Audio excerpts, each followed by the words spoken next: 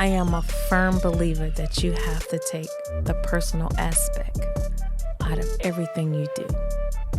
And you got to remember the reason. And I hate to say this word, but the purpose, right?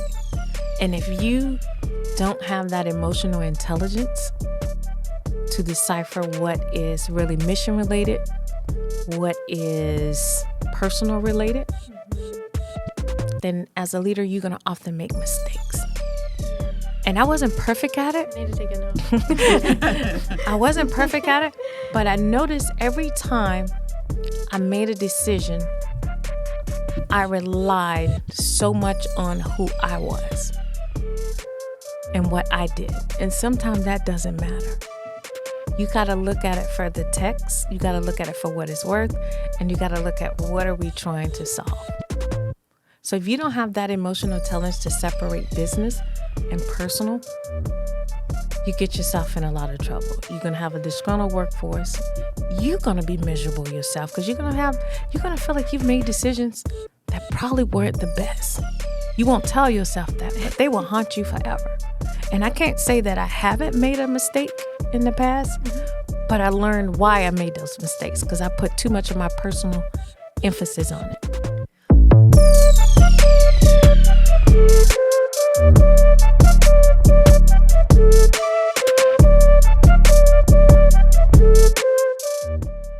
Hello, welcome to this episode of The Diligent Leader. I'm one of your co-hosts, Holly Basta. I am so happy that you're joining us today for this exciting conversation we have planned. We're going to be speaking with the Garrison Commander of Fort Meade, Colonel Yolanda Gore. We're going to be talking about breaking barriers and a lot of other interesting conversation about leadership that you don't want to miss. I'm Holly Basta. And I'm Kalie, Jakovics. Karen Herford. And thank you, Colonel Gore, for joining us today. Super excited to have you. Thank you very much for having me. And I'm excited about being here. Yeah, it's so nice. We like to start typically with, a little warm-up introduction. So if there's anything that you want to tell us about, whether it's your story or how you got to where you are today, why'd you join the Army, we'd love to hear it. So, interesting enough, the Army was not my first choice when I graduated high school. So to be honest, I didn't really know what I wanted to do. So I joined the National Guard and I went to college. So I was like, let me get the best of both worlds. And I realized the National Guard would help me pay for college. And I had a recruiter, we called them gold bar recruiters, and they just young lieutenants that's just graduated from college. And when I got to my senior year, he convinced me that $33,000 a year was the best deal ever. So 20-some years ago, $33,000 was a lot. A lot. Yeah. So I said, well, you know what? I'm joining the Army. So that's how I got here. So thanks to my Gold Bar recruiter, I am now almost 23 years in active duty. Wow. And Thank you. Thank you for your service. Appreciate your service. Thank you. Yeah, it's super exciting to have you at Fort Meade. And I know it's been, I don't know how many months now? It's about 7 months now. Okay, wow. It feels like 2 years already, but it's really just 7 months. The time has gone by really, really fast. Okay, very nice. So during your leadership journey, what are some of the roles that prepared you to be the Garrison Commander at Fort Meade? So as many of you know here at the table, I am a HR professional by trade, and that's dealing with people. What I did not say earlier was that my first job in the Army was air defense artillery. So when I got commissioned, I was commissioned as an air defense artillery. But lucky for me, in 2002, they said no women could go in. So I was rerouted to my control branch at that time, which was communication, which in the Army we call signal. That was short-lived after 3 years of dealing with computers and printers and everybody's computer problems. I was like, this is not what I want to do. Not you. This is not me. So I switched to HR, which we call in the Army, Adjutant General Corps. And in the Adjutant General Corps, I have had jobs that allow me to serve people. And that's really what this garrison is about. I've had jobs that deal with civilians, the military, I deal with contractors. And again, that is what this garrison is about. I'm able to serve communities. I'm able to serve families. And that is the story of what we do at Fort Meade. Ooh, I love it. Yeah, that's really interesting. I never thought about it from a human resources Standpoint. perspective. Absolutely. But that is so, I'm just like trying to wrap my head around that. But that is so interesting because it is really human resources and That's exactly what it is. resources management and That's it. community resources management. People, yeah. And luckily enough, in Army Human Resource, we deal with finance. So I have a budget I have to deal with. So everything I've done prepared me for this job. And I can tell you the day on August the 6th when I took the guide on, I remember saying to myself, I am going to fail tremendously. I have no idea what I'm getting into because I felt like I didn't know anything about Garrison. But little did I know a lot more than I thought. So I've had all That's the jobs I've amazing. had It is, prepare yeah, me. truly. So HR is the way to go. I love it. Every time that I hear you speak, whether it's at another event or wherever, it's like I'm always learning something and it's always inspiring. Oh, So thank you for joining us. Appreciate that. Can you think of any specific challenges or even accomplishments that really shaped your leadership approach? I can say a lot of setbacks have shaped my approach to leadership. It brought a perspective of humility, which in the military, it don't always teach you to be humane. It teaches you to have a mission. It teaches you to get things done. It teaches you to be a great person. But sometimes we miss the human aspect of that when all that's said and done. Yeah. And it's not intentional, but we have a high up-tempo job that does not allow us sometimes to be ourselves. So, Do you think women bring more compassion into this profession? oh, yes. Yeah. And I probably would say that with all caps and an exclamation mark. If I could write it, that's exactly what it will look like. Because we do think different, right? We're nurturing, we're more caring. And not to say men aren't, but men see things different than women. Absolutely. They're and more the- finite. Like More get the finite, result, yes. like, We get the results. We kind of think things through. how do we get there? How do we get there, right?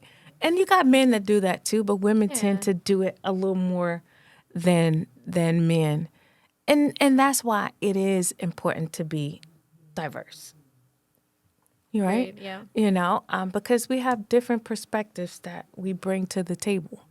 And I believe my position here at Fort Meade has brought not only a different perspective for the community, but just the garrison and the individuals that I work with on a daily basis.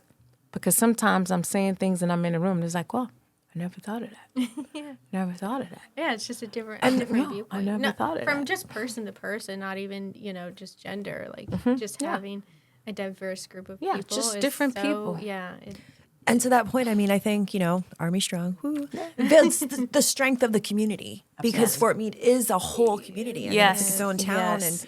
And, you guys really are close knit there. And so I think that building that sense of community builds Yes. your strength as an organization. Yeah. And I always say we are strong together.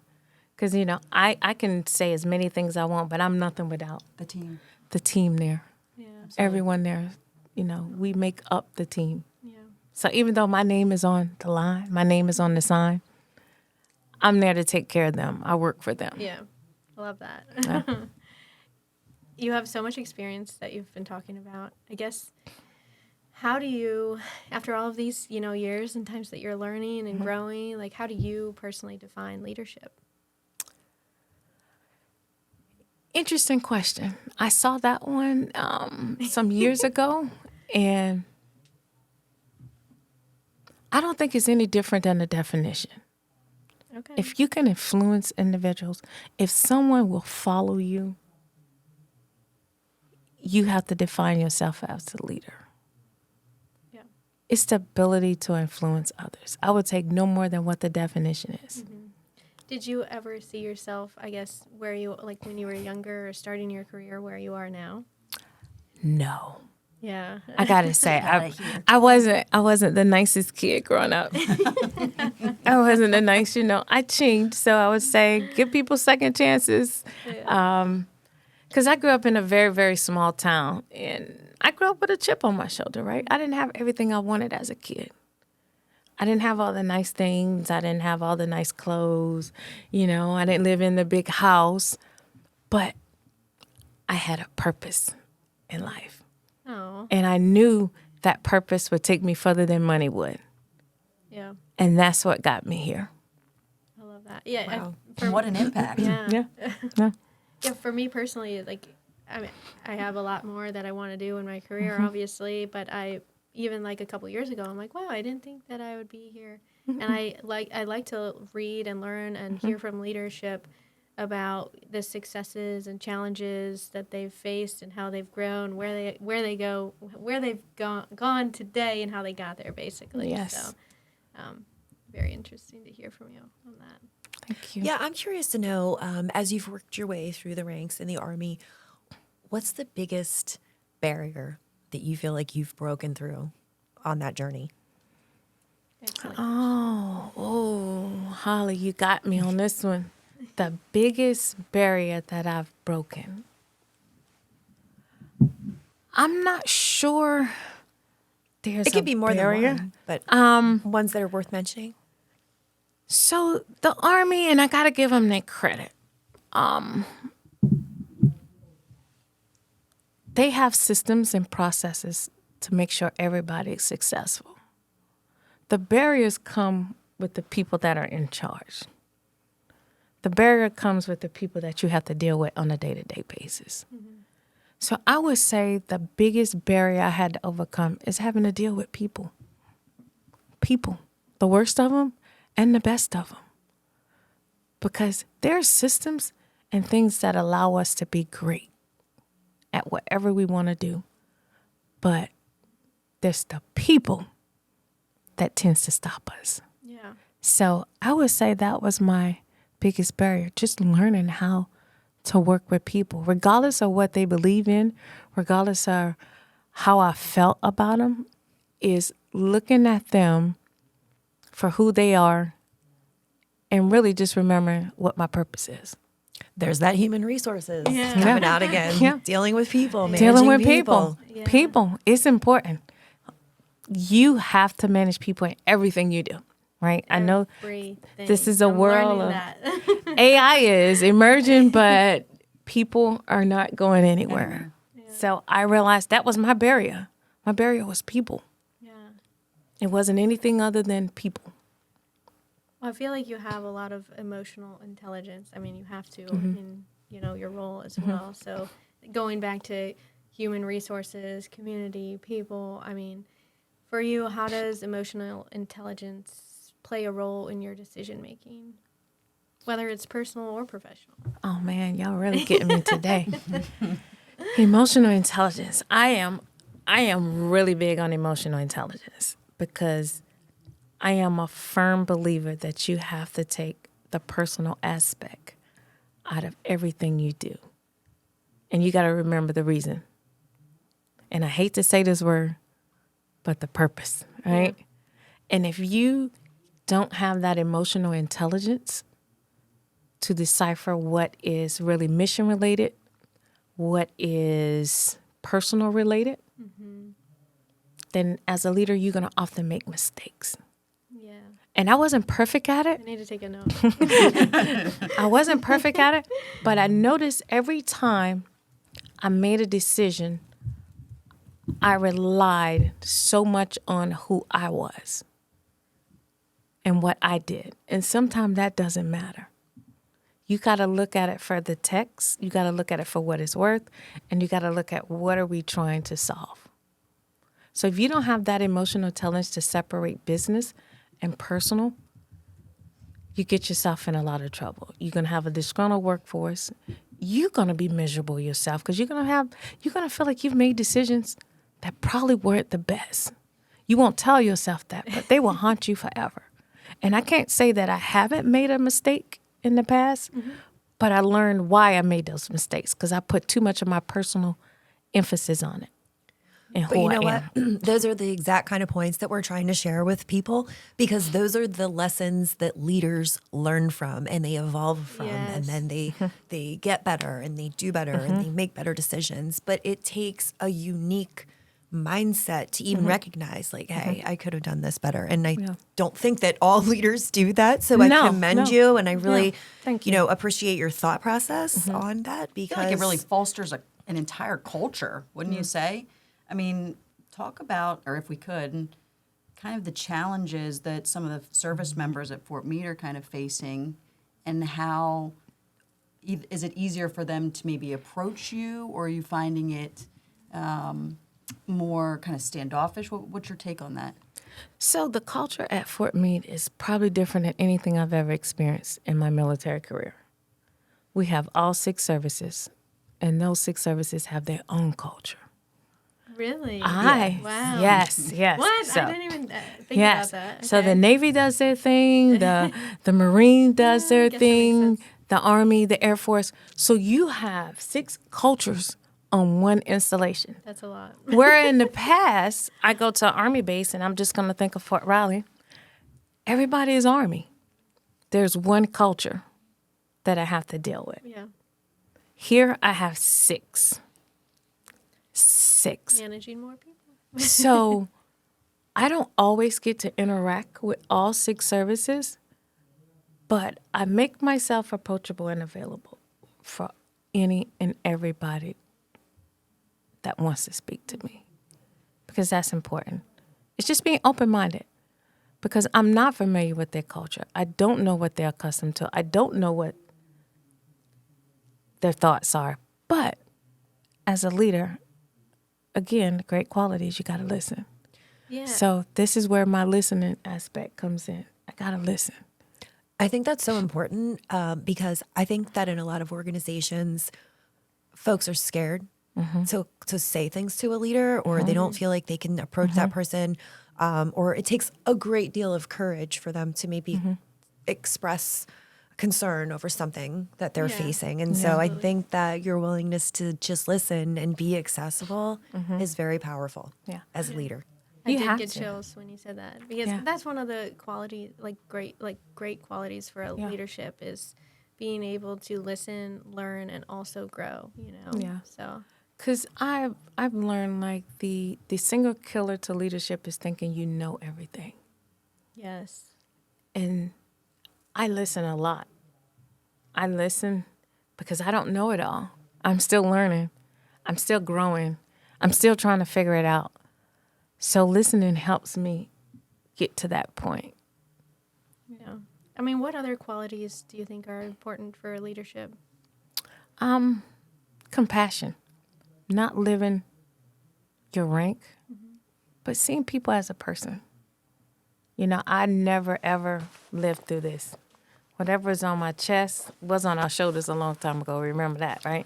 Whatever was here or here, I don't see it, if that makes sense. Love It's that. almost You like see it's them as a person. invisible.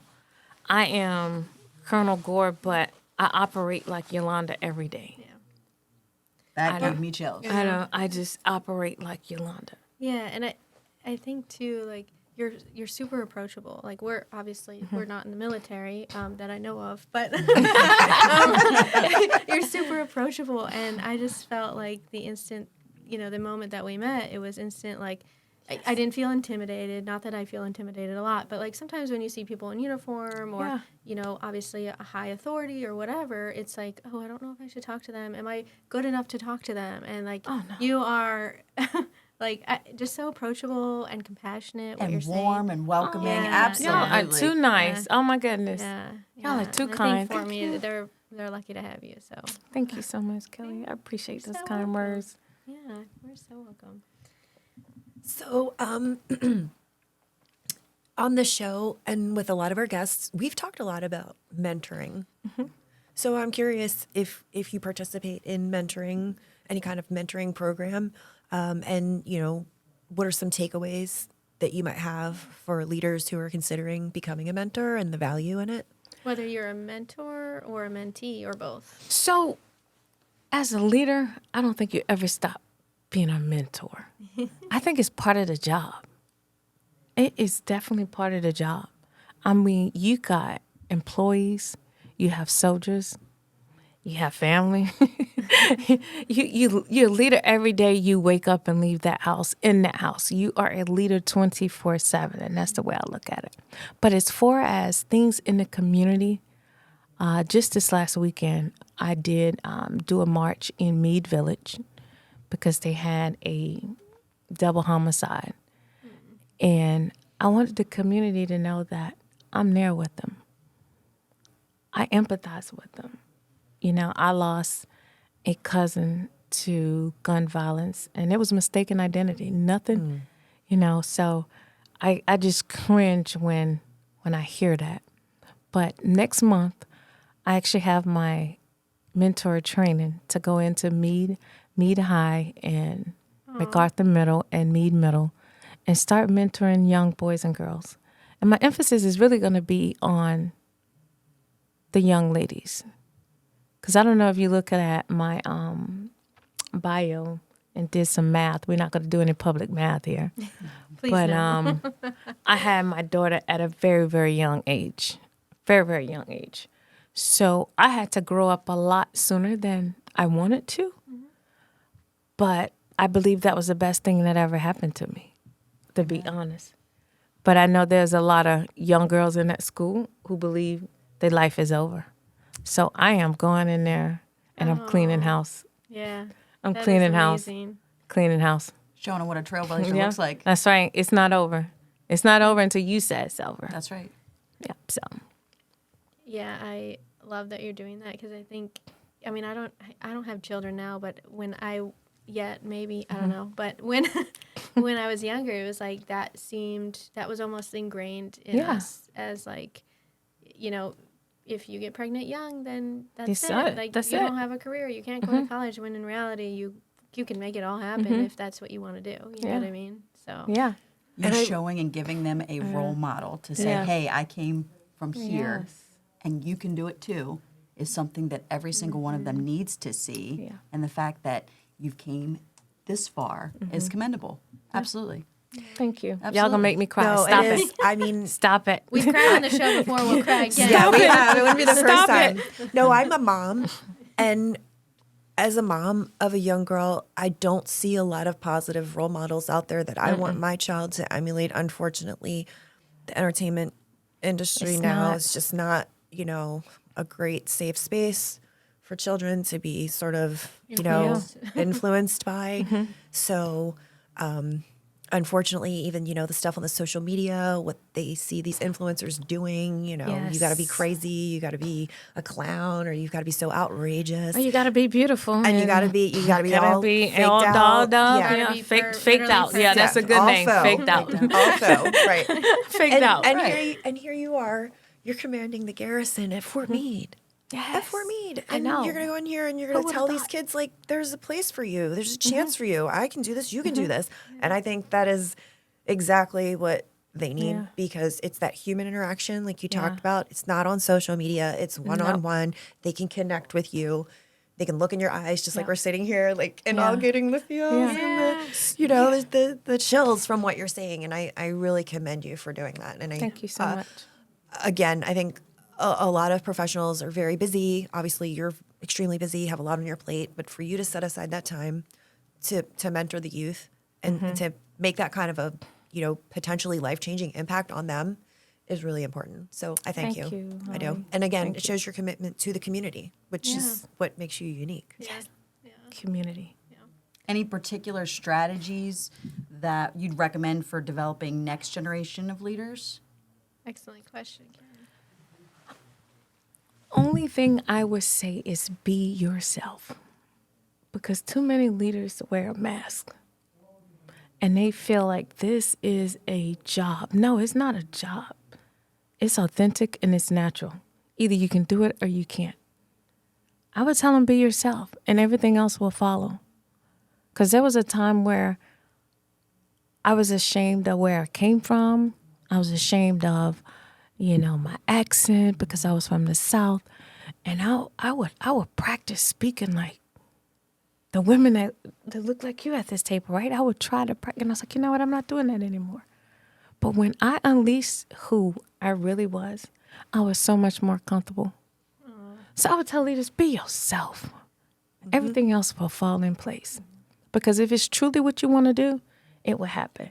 If you force it, it's not going to People can see it too. Absolutely. People can We've see talked it. about that with our guests. Like, if you're uncomfortable and you don't like your outfit, You can girl, the guests are going to see it. They're going to be They're able gonna to know tell. it. You know it. You can't hide it. You cannot hide it. You think you're hiding it, But you're not. but you're not hiding it. Just be yourself. Just have fun. And as long as you're passionate about what you're pursuing, what you're doing, the purpose, like it should The purpose. comes natural. Yeah, It comes. purpose. It comes natural. Um, That purpose is I everything. know. I love it.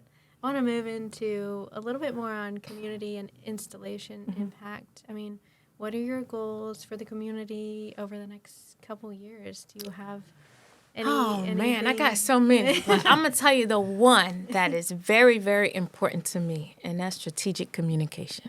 Okay. Maryland has such a robust system and network for families and soldiers and veterans, but they are so compartmentalized. They are so stovepiped. They are so discombobulated. My goal is to get some common operating picture of what Maryland can do for individuals, what they can do for Fort Meade, what they can do for veterans, what they can do for families. Yeah, absolutely. Because So a resource sort of hub. the resource hub, where it's a one-stop shop. You can go there and find anything you want. We have so many programs competing against each other, but they all do the same thing. Overlapping. They all do the same thing. So I get briefings all the time, and I was like, well, I just got a briefing from this organization. They do the same thing. Well, we do hiring for military spouses. Well, I do hiring for military spouses. But why are we not talking? Working together. Why are we not working together? So that's my goal, Yeah. is to go together. Because, again, we are stronger together. Yeah. Right now, we're not as strong as we can be, but we're strong. And that is my goal, to make it better, to get the communication flowing, to get with the state, the local and federal Yes. stakeholders and see how we can make, unison. And, I've always heard this say, be a good ancestor, because this 2 years go by fast. So I'm going to start it, and whoever comes behind me can finish it. But my goal is to start it. My goal is to start it. So, and again, to that point, I'm curious to know, what's the most effective way that you're able to communicate and engage with the community to find out what their concerns are and where, maybe we need more resources or we need to work something out, to deal with this concern? So right now I do it through several platforms, but the one that I found to be the most rewarding is actually sitting down with the leaders, the community leaders. My PAO team does a very, very good job of getting them in the room and having me ask the hard questions. What are we doing for spouses without citizenship? What are we doing for spouses that don't have jobs? And I can tell you, everybody's very receptive and they get it done. But it's having that relationship. So it's the relationships that I'm building that has been the go-to for me. And that's when I found I could get anything done through relationships. Do you feel like that gives them a safer space to feel like Yes. they can communicate Yes. those needs and Yes. concerns? Yes, Yeah. yes, because it's not a business meeting, it's a relationship. We're building a relationship because this doesn't stop with me. It continues, and I understand that they have to get adjusted to each commander as they come in. But if you look at it as a relationship and not a job, it makes it that much more easier. So I really, really rely on my relationships to get things done. Breaking down barriers to communication. Yeah. I love it. Relationships. Yes. Well, we have just a couple minutes left. So I just want to see, Karen, do you have any other questions that you want to add? If you want to think about that for a second, I have actually something just popped in my head, because before we started this podcast, you were talking about a book that you were reading. I wanted to see if you had any recommendations for our audience on any whether it's leadership books or anything it doesn't even have to be a book. I don't care. It could be something, a blog, like whatever you think that's something that's inspirational or where leaders can go and learn, something that's helped you. Oh, man. Holly, you might have to cut this one. I'm just joking. I mean, Kelly, you might have to cut this one. I used to be a really, really big book reader back in the day. But now I rely a lot on quotes. Okay. You are Because very- I'm so busy, and sometimes just 2 or 3 words just kind of help me. Reading is always fundamental because just like your body, your brain needs exercising too. But I would say get those quotes that helps you through the day or help you through life. And there's one that I just read the other day. And I believe it said, if you want to go fast, go alone. If you want to go 4, let's go together. So That's a good one. those are the things that I rely on. I read a book and I'll take 2 or 3 things out of that book. And I was telling you about the book from, I think her name is Robin Meade, to be honest with you. So it was meant to be. How fitting. She used to say Morning Sunshine, and she had her podcast, but her name was Robin Meade. So I just realized that was meant to be for me to read that book. Yeah. But Karen actually suggested a book that I just bought, Can't Hurt Me. Can't Hurt Me, and I just started reading that. And I am about 20 pages in, so I do recommend Can't Hurt Me. It is a great book, and I'm only 20 pages in. So Karen, I pass the torch to you if you want to talk a little bit about that book. So that's David Goggins' book. He gets me all fired up. Not quite as much as you do. Yeah. But really, in all honesty, just really talking about the dedication, right? And going deep within yourself to find what you're looking for, right? And being able to motivate yourself when the music stops, right? We all talk about getting up and going to the gym and doing all the things, right? And when the music's going, it's real easy to keep going. But who's there to motivate you when the music stops? It's like over. Yep. Yeah. When you got to go to the hard place. And one of the things he always says, right? Nobody cares. Work harder. And I got to see him live, but to be honest with you, you're the one watching you break barriers, not just here in Maryland, but all over the world. And what you're thank doing you. for women is just monumental. So yeah, David Goggins, there's your plug for your book. That's fantastic. Thanks, David. Absolutely. But the real MVP, obviously, is Commander Gore. We really appreciate that. But one of the things before we go, just wanted to touch base on that I love that you're doing, that I really feel like we should bring some additional spotlight to, is really upskilling military spouses. Yes. That to me, watching you just in the last 7 months, really helping them put a plan in place for their significant others or has been monumental because that's what they need, right? Yes. Getting back to work, getting themselves situated. And you knew that because you listened to what they said that they needed, right? And you gave them that grace to give them a platform to be able to find different opportunities. So I just feel like that's incredibly commendable. I appreciate that. Thanks, Karen. Absolutely. And it feels so good to see them get jobs, you know. But when they come to me, like, I get chills and I just want to run.